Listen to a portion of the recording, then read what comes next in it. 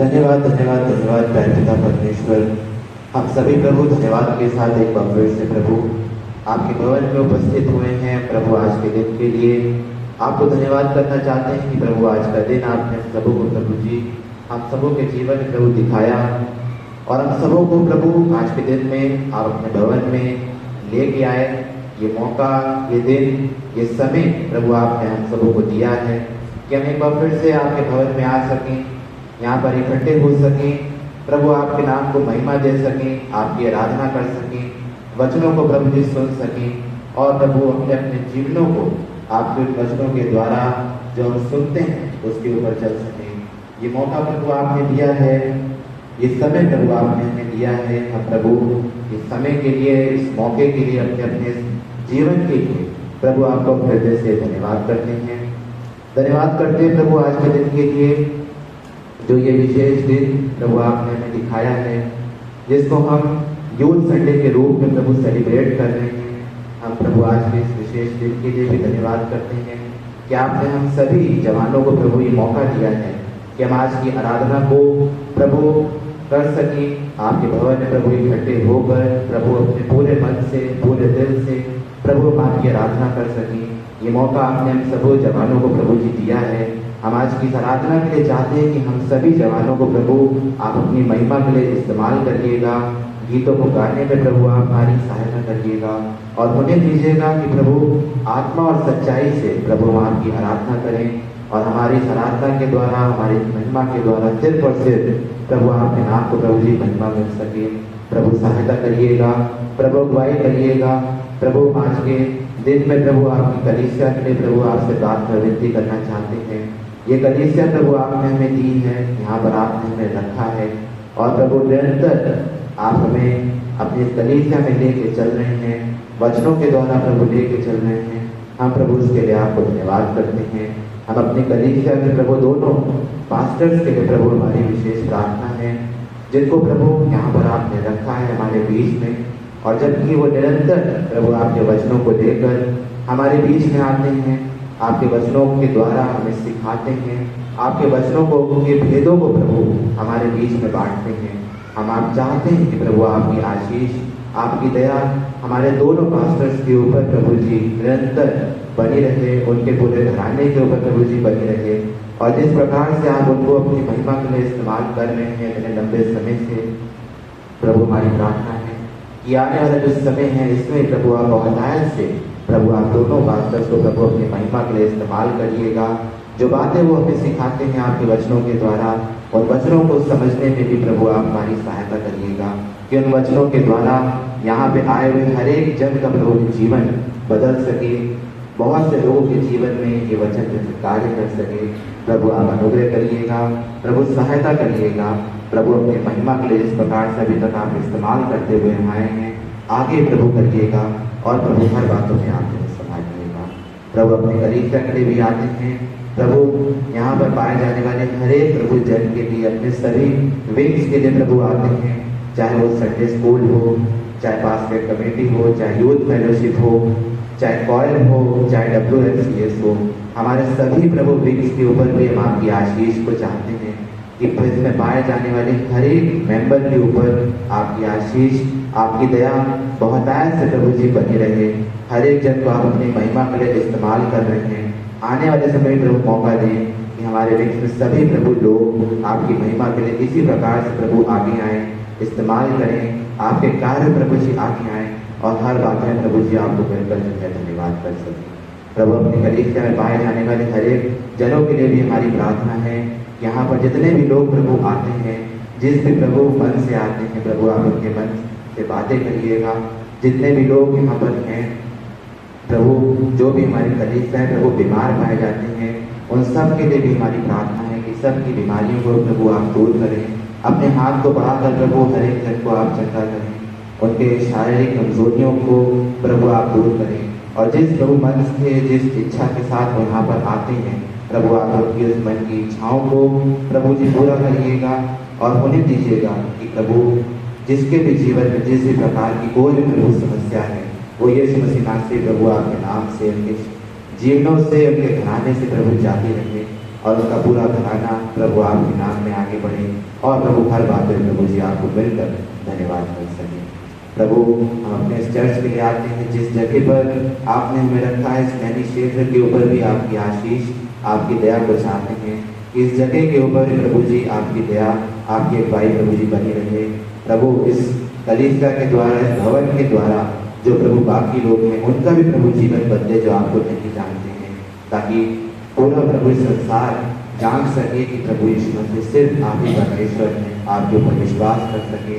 और प्रभु जहाँ जहाँ अपने पूरे देश के लिए प्रभु हमारी प्रार्थना है कि हमारे देश में प्रभु जहाँ प्रभु कलीसिया चल रही है, जो प्रभु आपके सेवक लोग आपकी सेविकाएं कर रहे हैं, आपके वचन को देकर लोगों के बीच में जा रहे हैं, प्रभु आपकी दया आपकी आशीष अपने सभी सेवक लोगों के ऊपर प्रभु जी बने रहे कि प्रभु अपनी महिमा के लिए जिस प्रकार उनको इस्तेमाल कर रहे हैं प्रभु उसी प्रकार से इस्तेमाल करें।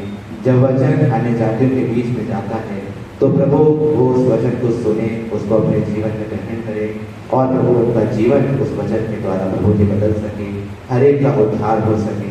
प्रभु आप अनुग्रह करिएगा और प्रभु जी आप सहायता करिएगा। प्रभु आज के हम इस प्रोग्राम के लिए भी हमारी प्रार्थना है कि इसको प्रभु करने में आप हम सबकी अगुवाई करें, पवित्र आत्मा की सामर्थ्य से प्रभु आप हम सबों को प्रभु जी भरें, ताकि प्रभु जब आपकी महिमा करते हैं, जब आपकी आराधना करते हैं तो वो महिमा और आराधना आपको ग्रहण हो। प्रभु आज के वक्ता के लिए प्रभु जी हमारी प्रार्थना है, जब आपके वचन को लेकर वो हमारे बीच में आते हैं प्रभु आप उनसे प्रभु बातें करें। प्रभु जो भी वचन आप उनके द्वारा प्रभु आज हमें देना चाहते हैं प्रभु उन्हें देखिए, उस वचन हमारे जीवन में कार्य करे, उस वचन के द्वारा हमारा सबका जीवन प्रभु जी बदल सके। और प्रभु आप उनको से भी प्रभु छूइएगा, उनको भी प्रभु अपनी सामर्थ्य से अपने पवित्र आत्मा की प्रभु अगुवाई से भरिएगा कि वो प्रभु आपकी सामर्थ्य में होकर प्रभु आज के वचन को हम सबों के बीच में प्रभु जी बांट सके और प्रभु हर बातों में जो है हर सब लोग प्रभु आपको मिलकर धन्यवाद कर सके। प्रभु ये समय आपने दिखाया है, ये समय में अगुवाई करिएगा, किसी भी तरह का कोई भी डिस्टर्बेंस प्रभु इस समय पूरे प्रभु आराधना प्रभु ना क्रिएट हो। प्रभु आप अगुवाई करिएगा, ये समय आपने दिया है, ये मौका आपने दिया है, हम इसके लिए धन्यवाद करते हैं और हम चाहते हैं कि जो बचा हुआ समय है प्रभु उसमें भी आप हमारी सहायता करें, अगुवाई करें, पवित्र आत्मा की सामर्थ्य से प्रभु को हम सबों को भरें कि हम उसमें की अगुवाई में होकर प्रभु आज के रास्ता को प्रभु जी पूरा कर सकें। प्रभु सहायता करिएगा और प्रभु जी आप अगुवाई करिएगा।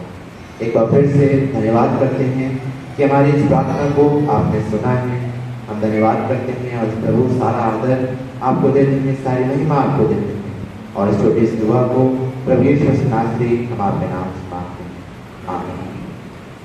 आप प्रभु की प्रार्थना भी एक साथ करें। हमारे परमेश्वर जो स्वर्ग में आपका नाम पवित्र माना जाए, आपका राज आए, आपकी इच्छा जैसे स्वर्ग में पूरी होती वैसे पृथ्वी में। हमारे रोज की रोटी आज हमें दीजिए, इस प्रकार हम अपराधियों को क्षमा करें, हमारे अपराधों को क्षमा करें, हमें आजमाइश में न पड़ने दीजिए परंतु बुराई से बचाएं,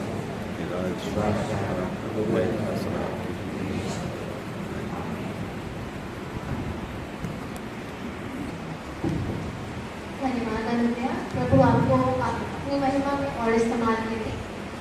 प्रोग्राम आज का प्रोग्राम शुरू होने से पहले मैं यूथ की तरफ से अपने 5 मिस्टर आरी सिंह अंकल ले लीडर अपने वक्ता का आज स्वागत करना चाहूँगी और मैं हमारे ले लीडर का स्वागत करने के लिए हमारे यूथ प्रेसिडेंट मिस्टर अभिषेक थॉमस को बुलाना चाहूँगी।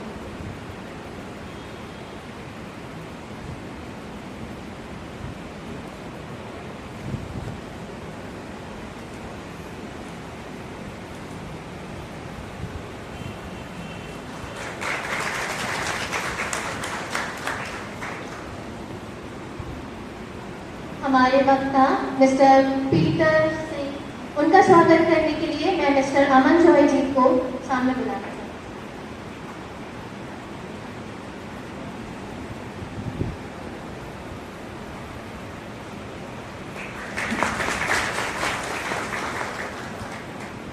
धन्यवाद। आइए हम सब उत्तरवादी पाठ पढ़ने के लिए हम गीत की किताब से निकालेंगे पेज उत्तरवादी पाठ संख्या 31 और मिस स्वीटी लरेटर से इसे पढ़ने में हमारी अगुवाई करें।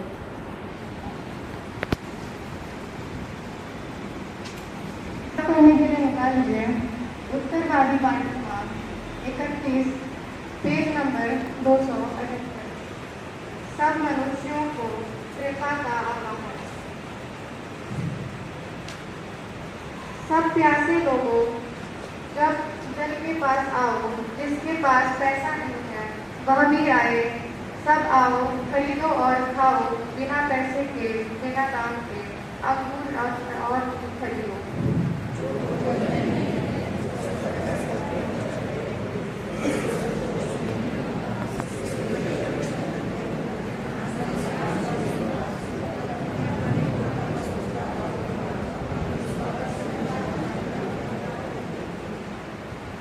मेरी ओर कान दो और मेरे पास आओ, मेरी बात सुनो, ताकि तुम्हारा प्राण जीवित रहे। तब मैं दाऊद के प्रति अपनी अटूट करुणा के कारण तुम्हारे साथ शाश्वत वाचा स्थापित करूंगा।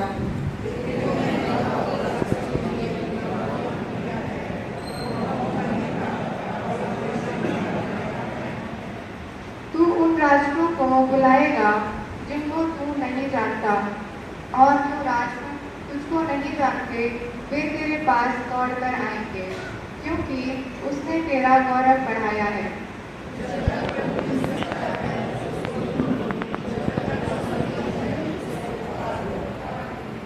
दुर्जन मनुष्य अपने मार्ग को छोड़ दे और अधर्मी व्यक्ति अपने बुरे विचारों को वह प्रभु की ओर लौटे, जिससे प्रभु उस पर दया करे। वह हमारे परमेश्वर के पास आए, क्योंकि प्रभु उसे पूर्णतः क्षमा करेगा।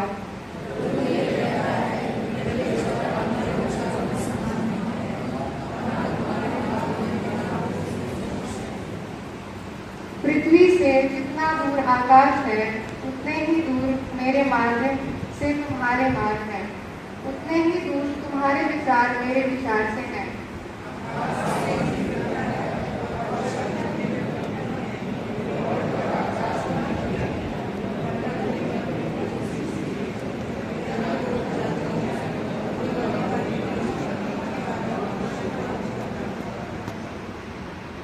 ऐसे ही जो शब्द मेरे मुंह से निकलता है वह मेरे पास खाली नहीं लौटेगा, वरन जिस उद्देश्य से मैंने उसको उच्चारा था वह उसको पूरा करेगा, जिसके लिए मैंने उसको भेजा था वह उसको सफल करेगा।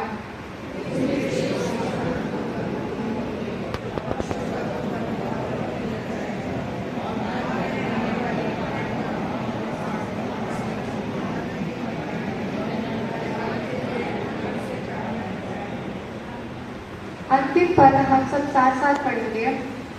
तब जिन स्थानों पर भट्टे या झाड़ी होती है वह समावार उगेगा, झाड़ियों के स्थान पर महंगी उगाएगी, वह आश्चर्यपूर्ण घटना होगा, स्मरण चिन्ह होगी, यह शाश्वत चिन्ह होगा जो कभी नहीं मिटेगा।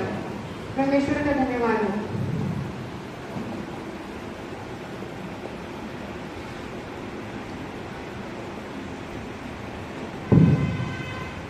धन्यवाद स्मृति। अब ये वक्त होगा कि हमारे बीच में पुराने नियम से पाठ पढ़ा जाएगा, और हम पुराने नियम से पाठ पढ़ने के लिए निकाले यशायाह 66 1-2।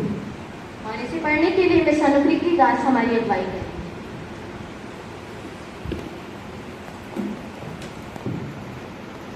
आप सभी को जय मसीह।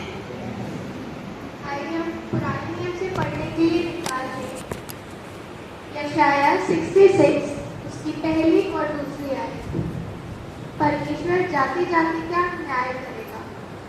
यहोवा यूं कहता है, आकाश मेरा सिंहासन और पृथ्वी मेरे चरणों की चौकी है। तुम मेरे लिए कैसा भवन बनाओगे और मेरे विश्राम का कौन सा स्थान होगा?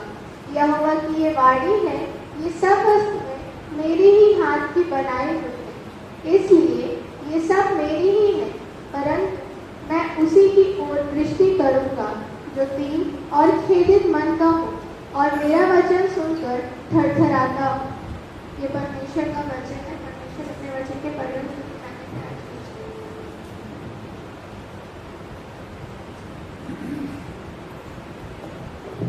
धन्यवाद अनुप्रीति दास। प्रभु को महिमा मिले। अब ये समय होगा हमारे बीच में कि हमारी यूथ क्वायर अपने स्पेशल नंबर को प्रेजेंट करेगी और इसके लिए मैं यूथ को सामने बुलाना चाहूँगी।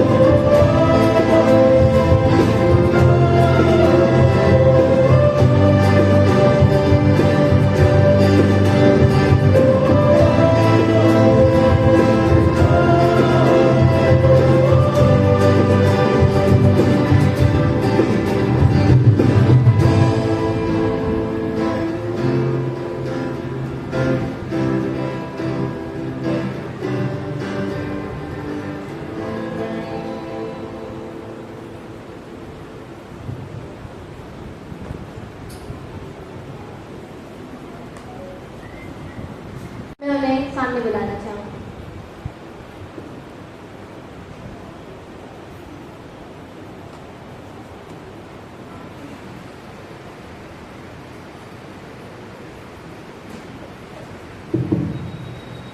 पत्रियों के पाठ के लिए नए नियम से मेरे साथ निकाल लीजिए। पहला पत्र उसका 5वां अध्याय उसकी 6वीं आयत से 11वीं आयत। पहला पत्र खाए से क्या न खाए। यहाँ पर इस प्रकार से लिखा है, इसलिए परमेश्वर के बलवंत हाथ के नीचे दीनता से रखो, जिससे वह तुम्हें उचित समय पर बढ़ाए। अपनी सारी चिंता उस पर डाल दो, क्योंकि उसको तुम्हारा ज्ञान है।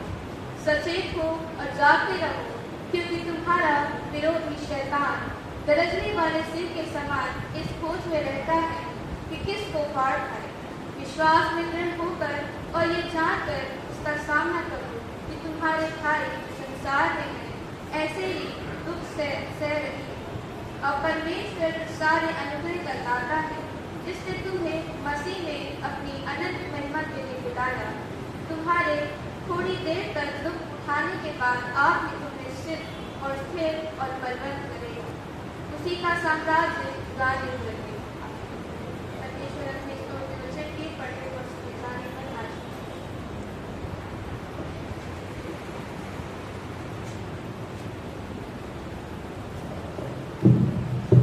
धन्यवाद यशस्वी। खुदा आपको अपनी महिमा के लिए और ऊंचा उठाए।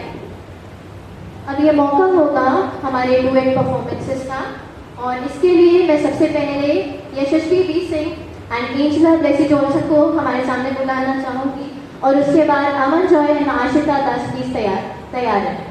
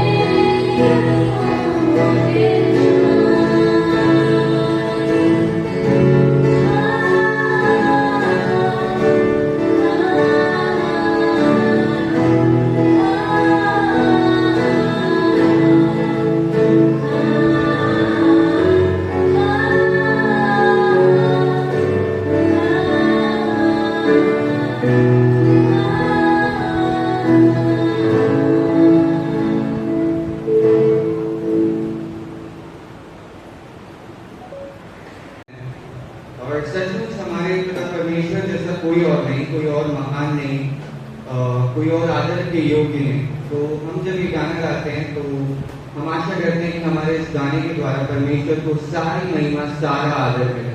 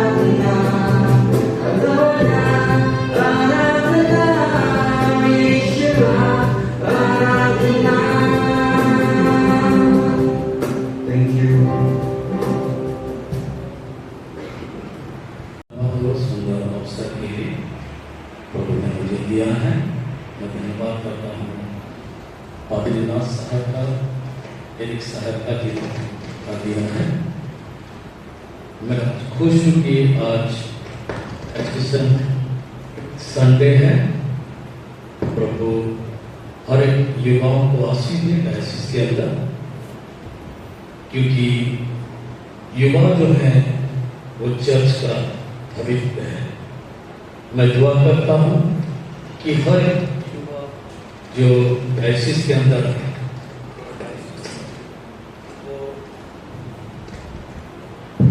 दुआ करता हूँ कि हर युवा जो डायसिस के अंदर हैं उनके भविष्य परमेश्वर के भय में, परमेश्वर के ज्ञान में, उसके सामर्थ्य में, पवित्र आत्मा के सामर्थ्य में, उसके वचन में आगे बढ़ता चले। मैं धन्यवाद देता हूँ कि आज एबीएस के यहाँ स्टूडेंट्स लोग हैं, कई सारे हैं, और आज जो वचन है उन्हीं के द्वारा आपका जाएगा यहाँ।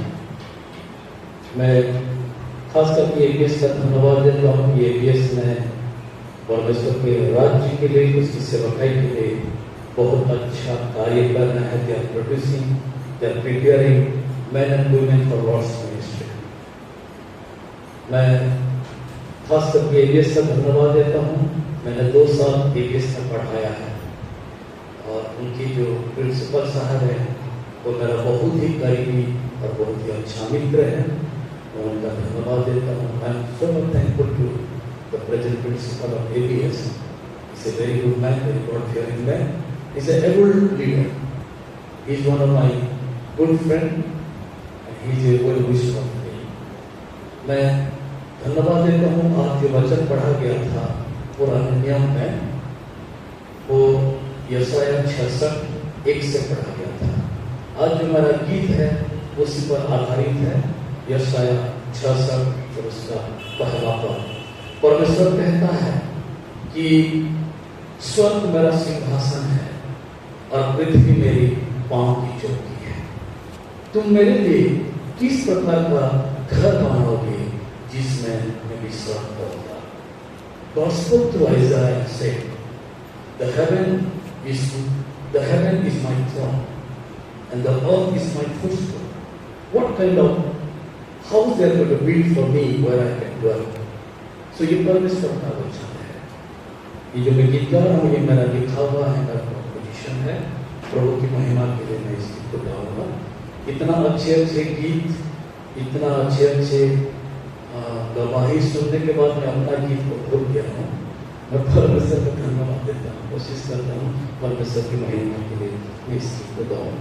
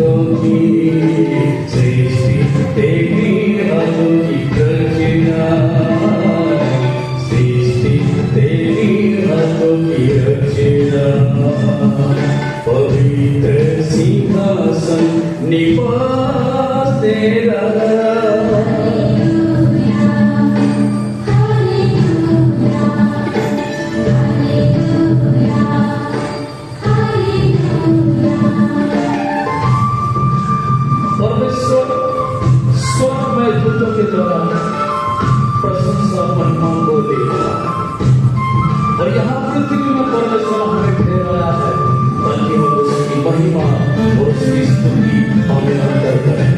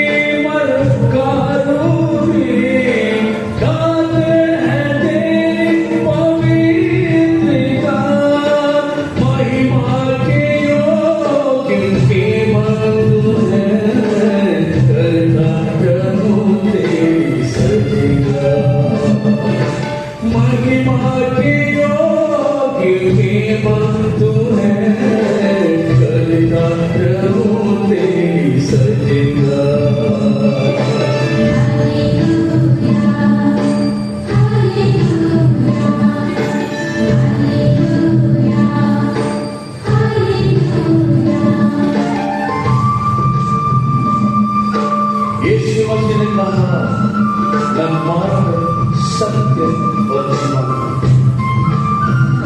यीशु मसीह जीवन है और जीवन देता है। जो कोई यीशु मसीह के पीछे पीछे चलता है, प्रभु से अनंत जीवन को देते हैं।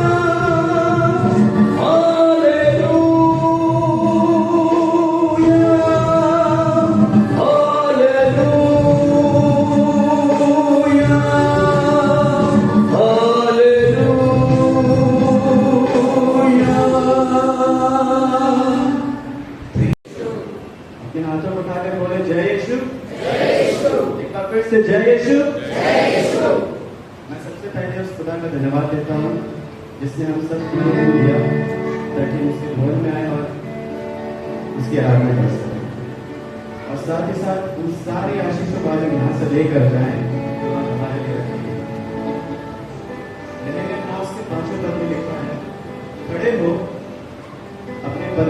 यहोवा को अनादिकाल से अनंत काल तक धन्य हो।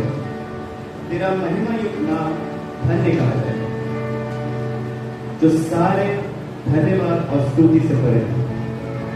क्यों ना अपने उस पावन नाम को लें और उसका धन्यवाद करें, अपने हाथों को उठाकर उसका जय जयकार करें। आप लोग के सामने पेपर होंगे, आप उसकी सहायता ले सकते हैं। ये तो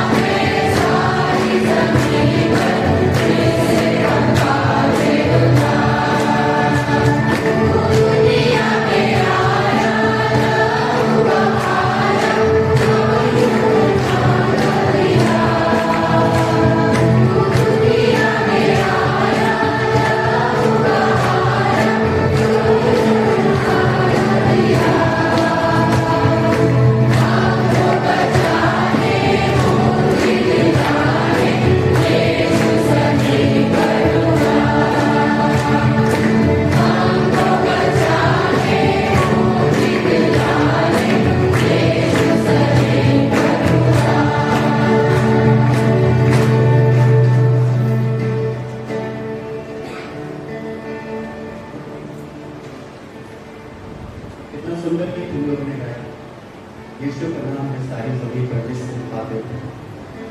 सचमुच में वो यीशु नाम है जो हमारा भरोसा है, वो यीशु नाम है जो हमारा सहारा है। तो चलिए हम अपने हाथ उसके लिए उठाते हैं और उससे बोलते हैं, यीशु तेरा नाम है सबसे ऊंचा। हालेलुया, यीशु तेरा नाम है सबसे ऊंचा। इस गीत को गाएंगे और आप अपने अगर पते पे ना देखना तो कौन देखता है, लेकिन आप ये याद रखें कि आपको कोई स्वर्ग से जरूर देखता है जो सबसे महान है। आमीन। हम इस गीत को गाएंगे, यीशु मसीह भरोसा मेरा, तू ही सहारा है मेरा।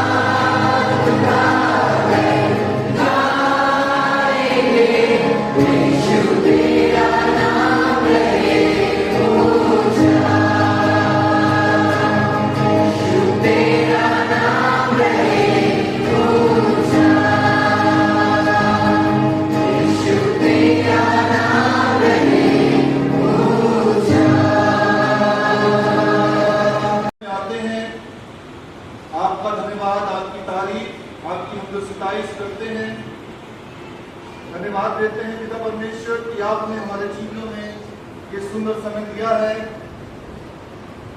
कि हम तेरी स्तुति, तेरी आराधना, तेरी हम सिताइश कर सकें। धन्यवाद करते हैं प्रभु कि आपने सुंदर वक्त हमारे जीवनों में दिया कि हम यूथ संडे मना सकें और यूथ के लिए प्रार्थना कर सकें और उनको इंकरेज कर सकें। सारी भलाइयों के लिए हम आपका धन्यवाद देते हैं। आपसे दुआ मांगते हैं पिता परमेश्वर, जो वचन आप हमें आज सिखाना चाहते हैं, पवित्र आत्मा जी आप हमारे बीच में आए, हमारे हृदयों को, हमारे मनों को तैयार करें, ताकि हम जो आप हमें सिखाना चाहते हैं उन बातों को सीखकर अपने जीवनों में लागू करने वाले हो सकें। यहाँ पर उपस्थित हर एक जन को आपके पवित्र हाथों में सौंपते हैं। सारी महिमा, सारा आदर आपको देते हुए इस दुआ को यीशु मसीह के नाम से मांगते हैं, आमीन। प्लीज कृपया करके अपने स्थान पर बैठ जाए।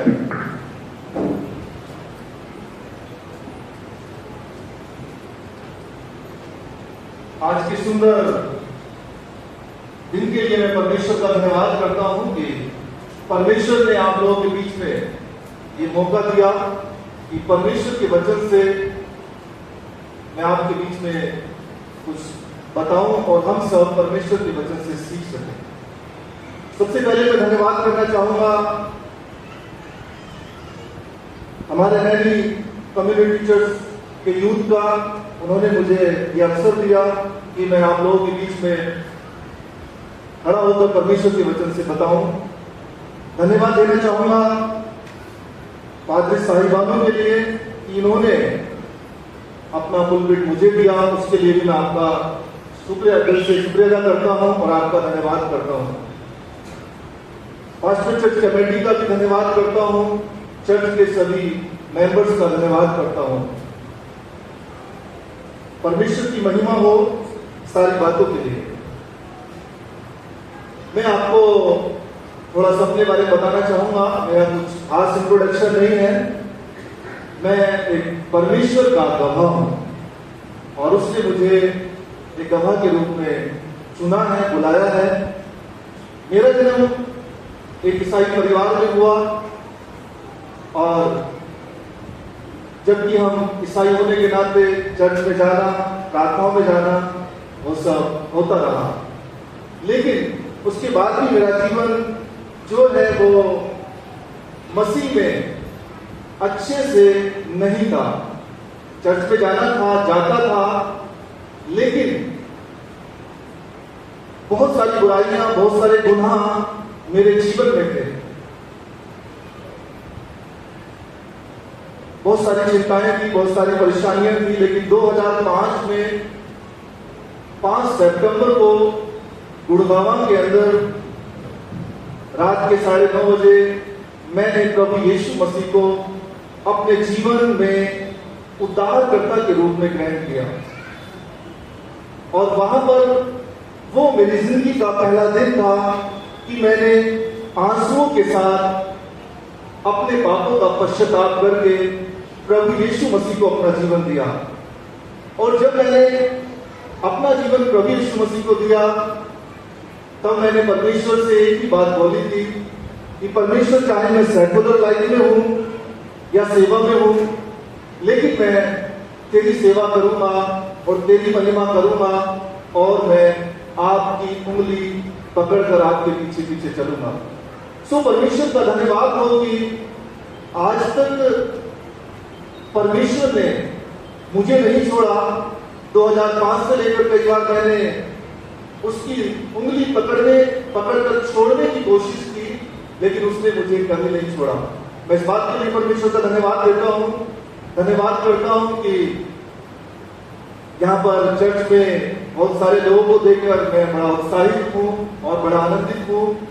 और जैसा कि मेरे गांव में, मेरा बहुत छोटा गांव है और अमरोहा डिस्ट्रिक्ट में एक गांव है कलाली, उसमें 50% क्रिश्चियन पाए जाते हैं और छोटा सा गांव है, अभी भी 250-300 वोल्ट है, ज्यादा नहीं है। 2 चर्च भी है, लेकिन उन चर्चों को इस तरह से भरा हुआ मैं नहीं देख पाता। तो कई बार मुझे लगता है कि वहां पर परमेश्वर के अच्छे दासों की बड़ी जरूरत है। बहुत सारे लोग परमेश्वर की सेवकाई में आए और वो फुल टाइम सेवकाई में भी है, लेकिन परमेश्वर ने मुझ पर अपनी दया बना के रखी और परमेश्वर ने मुझे अपनी सेवकाई के लिए चुना।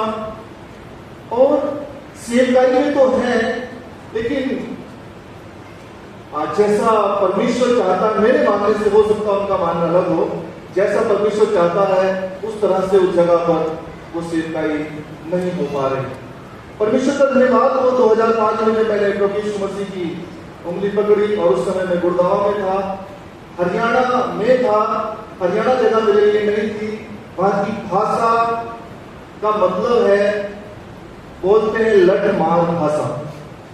लोग अच्छे हैं, दिल के बहुत अच्छे हैं, लेकिन आप जब उनकी इनसे बातचीत करेंगे, उनकी भाषा में बातचीत, उनकी भाषा जब सुनेंगे तो ऐसा लगता है कि जैसे हमें लठ मारते हैं। तो वो भाषा मेरे लिए बड़ी कठिन थी और मुझे वहां पर परमेश्वर की सेवकाई करने का मौका मिला, लेकिन मुझे वहां पर सेवकाई करना बड़ा कठिन था। लेकिन परमेश्वर की वजह से मैंने वहां की भाषा सीखी और लोकल जो वहां की टंग है हरियाणवी, वो मैंने सीखी। वहां पर छोटा बच्चा, 3 साल का बच्चा भी अपने पापा को या अपने दादा को तू करके बोलता है। नई नई दुल्हन जब आएगी तो वो भी अपने पति को तू करके बोलती है। तू कड़े जारिया से, तू के खारिया से, और तू मेरी को नहीं सुनता। इस तरह से वहां की मतलब टंग है, बिल्कुल खड़ी भाषा है। अगर हमारे यहाँ पर किसी बुजुर्ग को या किसी कोई पत्नी अपने हस्बैंड को तू करके बोले तो बड़ा मुश्किल हो जाएगा और हो सकता है कि युद्ध भी हो जाए। तो बहुत सारी चीजें हैं, लेकिन परमेश्वर ने ऐसी जगहों पर काम करने का मौका दिया और वो जो जगहें मुझे भेजी गई वहां पर कोई चर्च नहीं था और जितने प्रीचर वहां पर गए लगभग कोई किसी का हाथ टूट गया, किसी का पैर तोड़ दिया गया और वो जगह बहुत खतरनाक थी। तो मुझे बोला गया कि आप अच्छे तंदुरुस्त हैं, लंबाई है, डंडों की मार झेल सकते हैं, तो इसलिए आप वहां चले जाइए। मैंने कहा ठीक है, मैं चला जाता हूँ। और परमेश्वर के अनुग्रह से महेंद्रगढ़ डिस्ट्रिक्ट है जहां पर अभी भी ओपनली कोई चर्च नहीं है, उस जगह पर मैं रहा और अभी 2, 3, 4, 5 जगहों पर वर्शिप होती है, लेकिन ओपनली नहीं होती है। वहां पर कोई क्रिश्चियन फैमिली नहीं थी। बड़ी मुश्किल से ढूंढने से एक कैथलिक परिवार मिला। वहां पर कैथलिक स्कूल तो है, तो उनके साथ हम लोगों ने काफी अच्छा रहा, लेकिन वहां पर नए लोगों के बीच में सेवकाई करने का मौका मिला जो मसीह को नहीं जानते थे। एक बार उन्होंने बोला कि आप कौन हैं? मैंने कहा कि हम क्रिश्चियन हैं। वो एक्चुअल यादव बेल्ट है, यादव बेल्ट, हीर यादव बेल्ट। तो वहां पर यादव बेल्ट जो यादव लोग जो ज्यादा पूजा करते हैं वो कृष्ण की पूजा करते हैं। तो मैंने कहा मैं क्रिश्चियन हूँ। बोले अच्छा, कृष्ण को मानने वाले हो? तो फिर मैंने उनको थोड़ा बताया जात पात का भी बहुत ज्यादा फर्क है। और वहां पर जब हम रूम लेने के लिए जाते थे तो पूछते थे भाई कौन सी जात का समूह, कौन सी जात का है, तो उनको बताना पड़ता था अच्छे से। तो बहुत सारी चीजें हैं, अगर मैं वो बहुत सारी चीजें बताऊंगा तो बहुत लंबा हो जाएगा, लेकिन ये छोटा सा मेरा इंट्रोडक्शन था। और अभी मैं जो हूँ APS बाइबल सेमिनरी में BD फाइनल ईयर का स्टूडेंट हूँ, दिल्ली डायसिस CNI से बिलोंग करता हूँ। और हमारा अगले साल 2026 में अप्रैल में हमारा BD कंप्लीट होने के बाद मैं फिर से दिल्ली डायसिस में और पास्टल सेवकाई में आने के लिए प्रार्थना कर रहा हूँ। सो परमेश्वर का धन्यवाद हो। एक छोटे से इंट्रोडक्शन ये मेरा था और आगे हम लोग इस समय परमेश्वर के वचन में जाएंगे। और जो परमेश्वर का वचन आज हम सुनने के लिए जा रहे हैं वो इस प्रकार से है, जो आज का थीम है, परमेश्वर के बलवंत हाथों के नीचे दीनता से रहो। परमेश्वर के बलवंत हाथों के नीचे दीनता से रहो। आधुनिक दुनिया में आज बहुत सारे लोग बहुत भाग दौड़ में लगे हुए हैं और हम देखते हैं इंसान के दिमाग में सब चलता रहता है ये भी कर लें, वो भी कर लें, बस भागते ही जा रहे हैं। लेकिन उसके बाद भी कई बार जीवन में शांति, आनंद नहीं हो पाता है। और कई बार तो कभी कभी ऐसा लगता है कि जैसे हमारे जीवन की शांति और हंसी कोई चुरा कर ही ले गया हो। मैंने कहा हम लोग देख सकते हैं ऐसा। लेकिन हम आज के नौजवानों को अगर देखें तो नौजवान जो है बहुत ही कंपटीशन की जिंदगी जी रहा है। और यूथ के लिए आज यूथ के लाइफ में बहुत सारी चुनौतियां हैं। सबसे पहले हम लोग देखते हैं उन्हें कई बार 10वीं 12वीं में अच्छे नंबर प्राप्त करने के बारे में सोचना होता है। उसके बाद उन्हें डिग्री डिप्लोमा के लिए एग्जाम क्लियर करने होते हैं। उसके बाद हम देखते हैं कि अच्छी नौकरी के लिए बहुत सारे एग्जाम्स क्लियर करने होते हैं। उसके बाद भी कई बार ऐसा लगता है कि पता नहीं इतने एग्जाम क्लियर किए हैं, अभी भी नौकरी मिलेगी नहीं मिलेगी, कब मिलेगी, पता नहीं क्या हो रहा है लाइफ में। मैं आपको बताना चाहता हूँ नौजवान की लाइफ में बहुत सारे चैलेंजेस हैं, बहुत सारी चुनौतियां हैं। हम देखते हैं खासकर युवा मसीह लोगों के लिए, युवा मसीह लोगों के जीवन में कई बार ऐसी जो ये प्रक्रिया चलती होती है तो उनके जीवन में कई बार उनके जीवन में निराशा आती है। और ऐसे टाइम में कई बार उनके जीवन में उनके बहुत करीबी दोस्त या कई बार बहुत करीबी रिश्तेदार उनसे कहते हैं कि कुछ और आप कोई और रास्ता अपनाकर देख लीजिए, क्योंकि प्रार्थना भी बहुत कर ली है, पास्टर साहब से प्रार्थना करवा ली है, लेकिन कुछ फर्क नहीं पड़ रहा। कुछ और करके देख लेते हैं, कुछ लाइक जैसे किसी जगह पर जाकर हम लोग कोई माथा टेक कर आते हैं, कुछ ऐसा अच्छा हो जाएगा, या किसी से पूछ लेते हैं, पूजा करवा लेते हैं, किसी से पूछ लेते हैं कि लाइफ में हो क्या रहा है, क्या चल रहा है, कोई कुछ समस्या का समाधान बताएगा।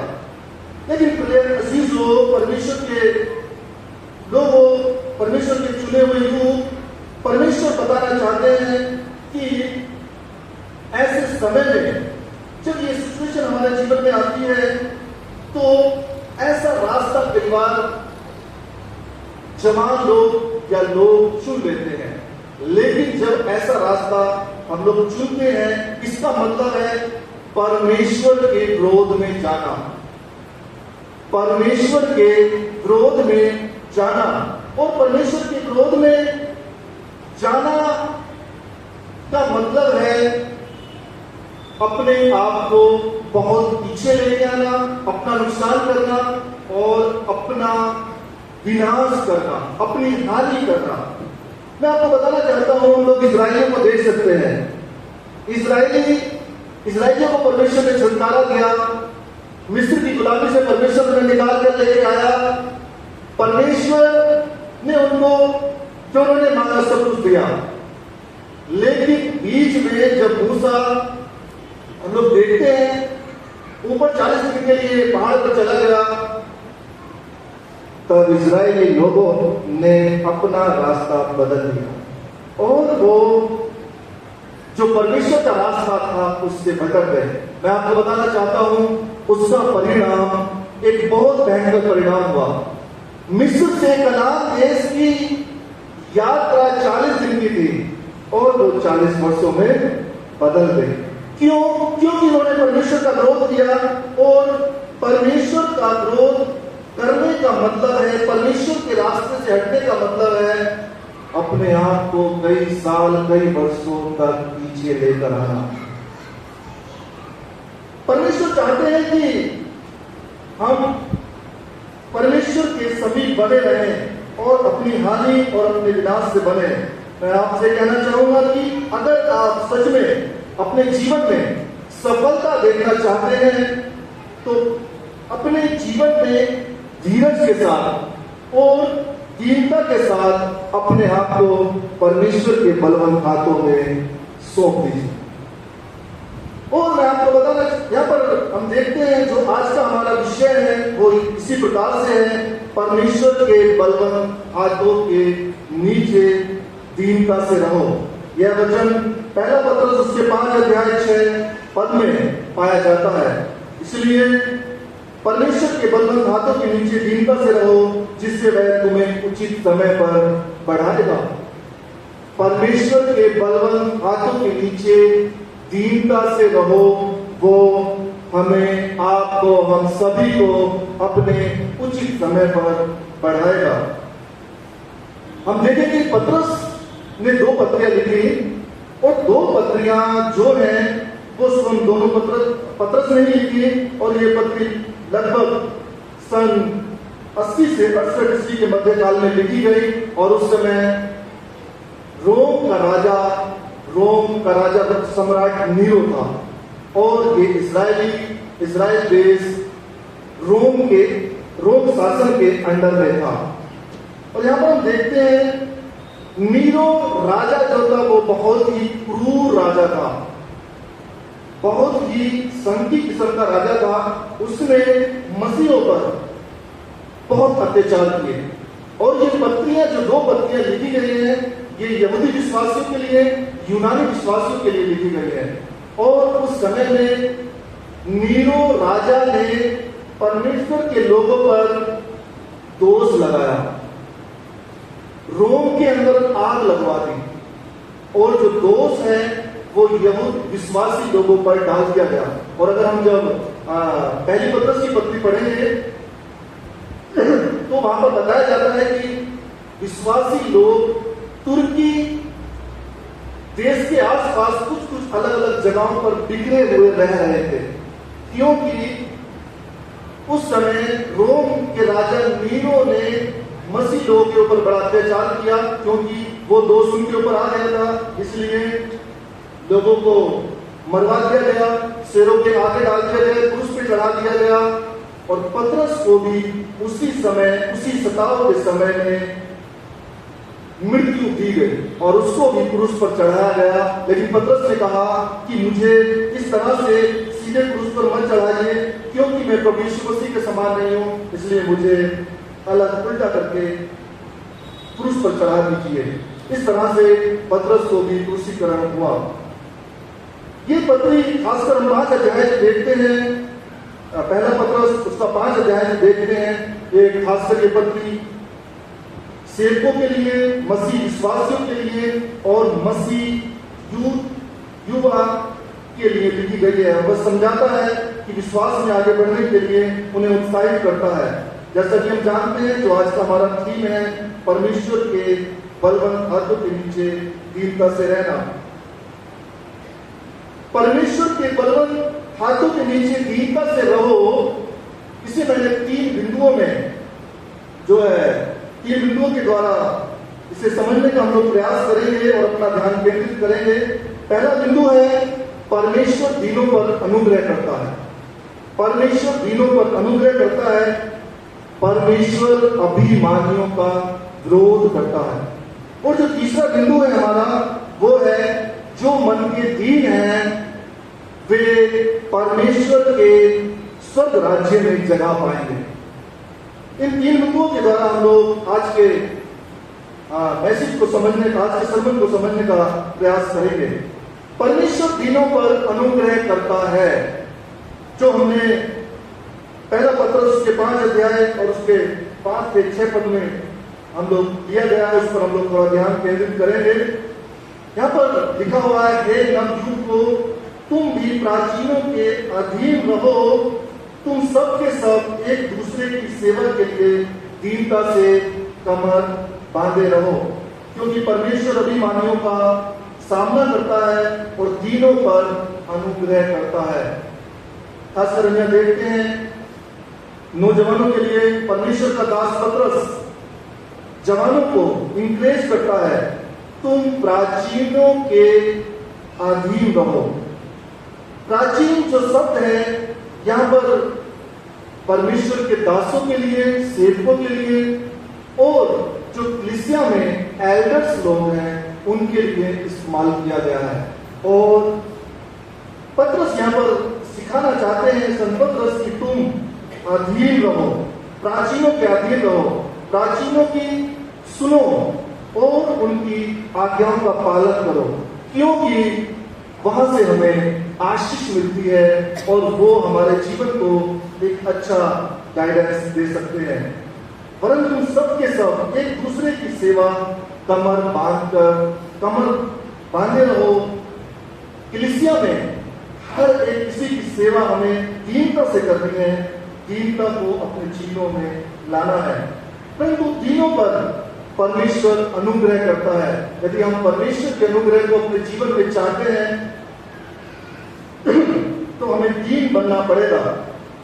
इसलिए परमेश्वर के बंधन हाथों के नीचे दीनता से रहो, जिससे वह तुम्हें उचित समय पर बढ़ाएगा। इसके लिए हम बाइबल में कुछ उदाहरण भी देख सकते हैं। यूसुफ जो पुराने नियम में है, याकूब का बेटा है, और इसे अगर हम लोग देखते हैं, जिसका जिक्र हम उत्पत्ति 37 अध्याय में पाते हैं। ये एक जवान था, 17 साल की उम्र में, 17 साल की उम्र से हम लोग इसकी स्टोरी को देखते हैं, कैसे ये दीनता के साथ आगे बढ़ता रहा और इसके जीवन में हम लोग एक बड़ी सफलता को देखते हैं। परमेश्वर के लोगों, यहाँ पर हम लोग देखते हैं कि वो सबसे पहली बात हम देखते हैं, वो पिता का आज्ञाकारी था। उसके बाद हम देखते हैं वो परमेश्वर का भी आज्ञाकारी था। उसके जीवन में बहुत सारी चुनौतियां आई, व्यभिचार आया, उसके जीवन में लालच आया, उसके जीवन में बहुत उसको सताया भी गया, लेकिन वो परमेश्वर की अधीनता में बना रहा और दीन बना रहा। और उसके बाद हम देखते हैं एक बड़े प्रतिफल को कि कैसे परमेश्वर उसे मिस्र देश का, जिस देश का वो निवासी नहीं है, जिस देश का वो रहने वाला नहीं है, उस देश का परमेश्वर ने उसको राजा बनाया, क्योंकि वो आज्ञाकारी, दीन, दयालु था। हम देखना चाहते हैं कि परमेश्वर दीनों पर अपना अनुग्रह किस तरह करता है। दूसरा जो पॉइंट है, दूसरा जो बिंदु है वो इस प्रकार से है, परमेश्वर अभिमानियों का विरोध करता है। परमेश्वर अभिमानियों का विरोध करता है। आज मैं यूथ जवानों को इंकरेज करना चाहूंगा, जो यहाँ पर और भी जो उपस्थित लोग हैं उन सबको भी परमेश्वर के वचन से उत्साहित करना चाहूंगा कि यदि आज हमारे जीवन में हम घमंड में जी रहे हैं, हम अभिमान से भरे हुए हैं, तो हम परमेश्वर के विरोध में हैं, हम परमेश्वर के विरोध में हैं। ये वचन जवानों के लिए भी है, यहाँ पर उपस्थित हर एक जन के लिए है। आज हो सकता है हमारे जीवन में धन संपत्ति का घमंड हो, पैसे का घमंड हो सकता है हमारे जीवन में एजुकेशन का घमंड हो कि बहुत सारे हम लोग बहुत क्वालिफाइड हैं, हम लोग बहुत क्वालिफाइड हैं, ये भी हो सकता है हमारे जीवन में हमारी नौकरी का हमें घमंड हो, हमारी सुंदरता का हमें घमंड हो। लेकिन एक बात मैं आपको बताना चाहता हूं, घमंड जीवन में होने का मतलब परमेश्वर के विरोध में जाना है। और परमेश्वर के विरोध में जाने का मतलब, अगर हम लोग नीति वचन उसका 16-18 में देखते हैं, नीति वचन उसके 16-18 में यहाँ पर बताया जाता है कि विनाश से पहले घमंड आता है। परमेश्वर अभिमानियों का विरोध करता है। बाइबल में एक कहानी बड़े ध्यान से देख सकते हैं, शाऊल की कहानी। शाऊल को घमंड था, अपने राजा बनेगा, अपनी सेना का, अपनी बुद्धि का, अपनी ताकत का, लेकिन शाऊल गिर गया, शाऊल का राज्य खत्म हो गया, शाऊल खत्म हो गया, क्योंकि उसने परमेश्वर के अभिषिक्त दास के ऊपर हाथ उठाने की कोशिश की। और परमेश्वर के अभिषिक्त दास के ऊपर, परमेश्वर के दास की अनाचार, उसके विरोध में जाना, परमेश्वर के विरोध में जाने का मतलब हम लोग यहाँ पर देख सकते हैं। और बाइबल में अगर हम उसकी अच्छे से स्टडी करेंगे तो वो उसकी जो कहानी, उसका जो एंड हुआ वो बहुत बुरी तरह हुआ। आपको बताना चाहते हैं कि हमें परमेश्वर के विरोध में नहीं जाना है, परमेश्वर के विरोध में नहीं जाना है। और परमेश्वर का विरोध करने का मतलब जीवन में घमंड लेकर आना या उसके विरोध में जाना। तीसरा जो बिंदु है हम लोग देखेंगे, जो मन के दीन है वे परमेश्वर के स्वर्ग राज्य में जगह पाएंगे। जो हमने मत्ती की पुस्तक उसके 5 अध्याय 1 पद से लेकर 12 पद तक अभी हम लोगों ने वो पढ़ा। यहाँ पर हम लोग देखते हैं धन्य है वे जो मन के दीन है, क्योंकि वे परमेश्वर के राज्य, परमेश्वर का राज्य उन्हीं का है। धन्य है वे जो मन के नम्र हैं, क्योंकि वे पृथ्वी के अधिकारी होंगे। धन्य है वे जो दयावंत हैं, क्योंकि उन पर दया की जाएगी।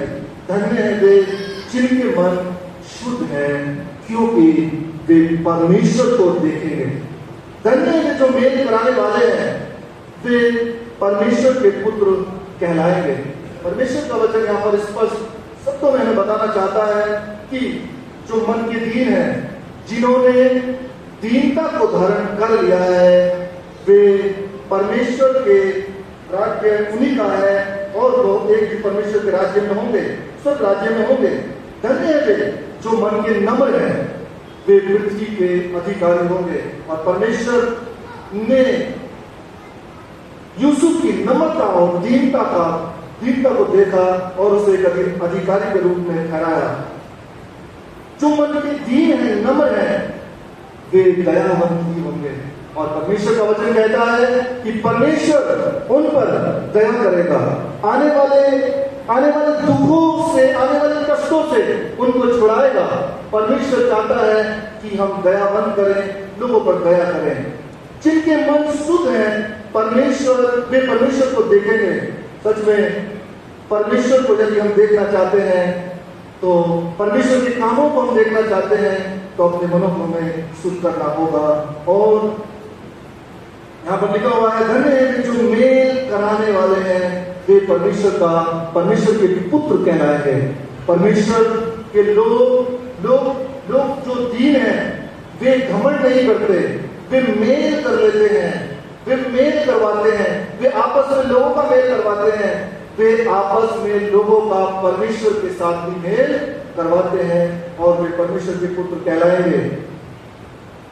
नीति वचन भी सुलेमान इस बात को कहता है, मनुष्य को गर्व के कारण नीचा देखना पड़ता है।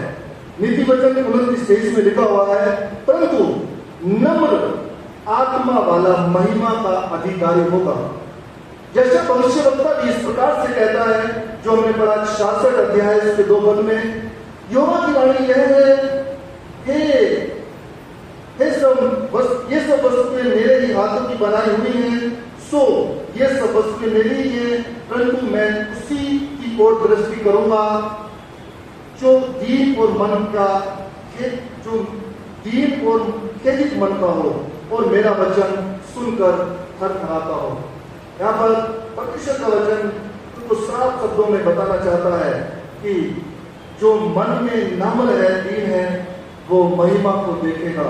और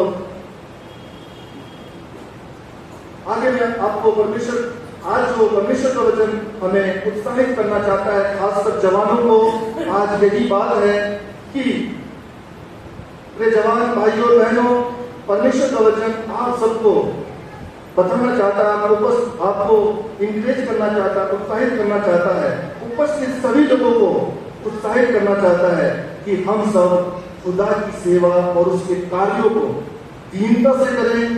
तो यीशु कहते हैं, जैसा मेरा स्वभाव था वैसा ही तुम्हारा स्वभाव हो, क्योंकि यीशु मसीह दीन थे।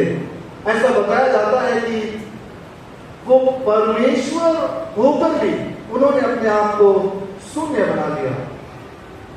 परमेश्वर हमारे जीवन में ऐसी दीनता चाहता है।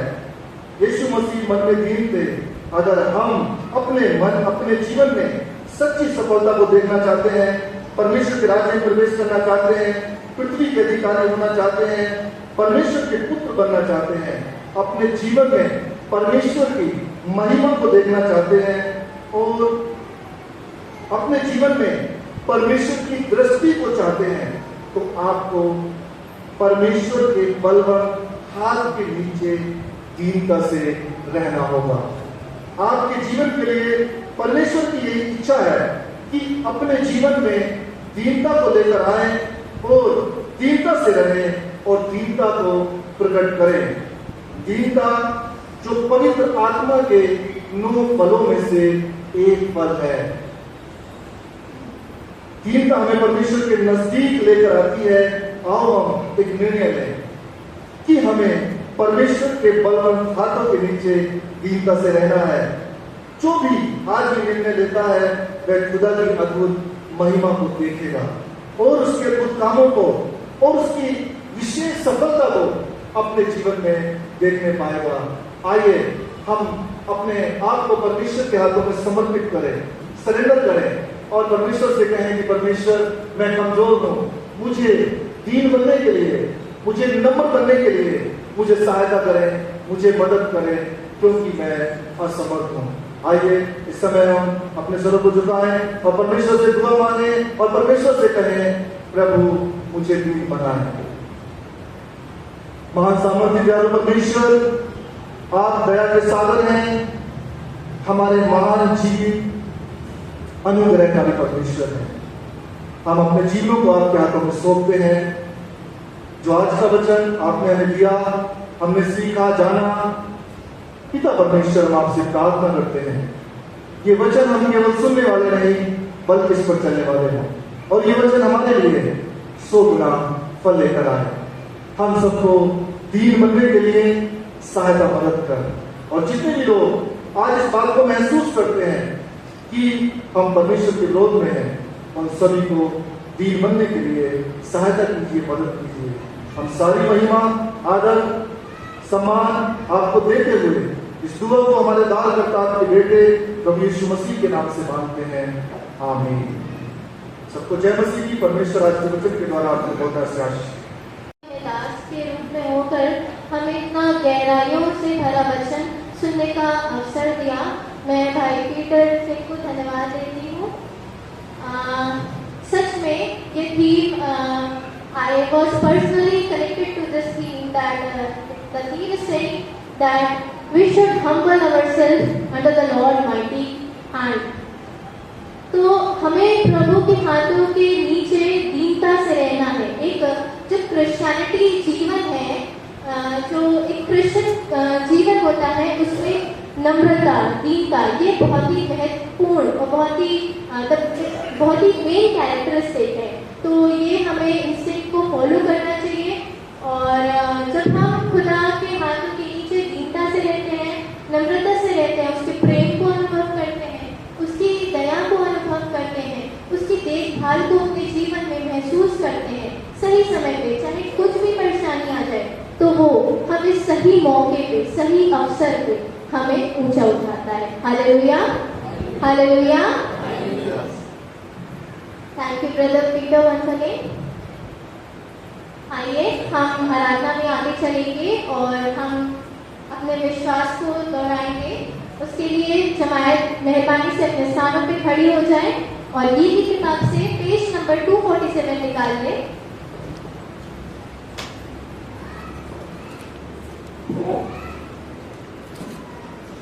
मैं सर्वशक्तिमान पिता, स्वर्ग और पृथ्वी की सृष्टि करता परमेश्वर पर विश्वास करती हूँ।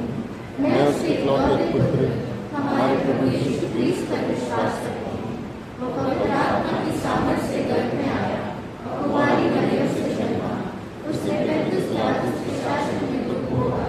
वो क्रूस पर चढ़ाया गया, मारा और गाड़ा गया और मृत्यु के लोक में उतरा। तीसरे दिन वो जी उठा, वो स्वर्ग पर चढ़ गया और पिता की दाहिनी ओर विराजमान है। वो जीवितों और मृत्यु को न्याय करने के लिए आएगा। मैं पवित्र आत्मा पर, पवित्र संघों की कलीसिया पर, संतों की संगति, पापों की क्षमा, देवी पुनरुत्थान और अनंत जीवन पर विश्वास करती हूँ। आमीन।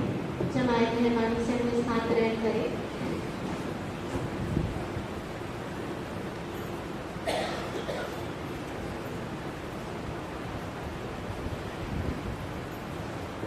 ये वक्त होगा सूचनाओं का और इसके लिए मैं हमारे lady leader mister Arif Singh sir को बुलाना चाहूँगी कि वो हमारे बीच में नोटिस को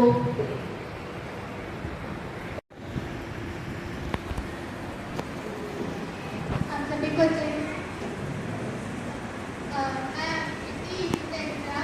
आप सभी का स्वागत करती हूँ। जैसे कि आप सब जानते हैं कि आज हमारा डायोसीसियन यूथ संडे था, जिसकी थीम हमने डायोसिस के द्वारा ही की थी और हम सबसे पहले तो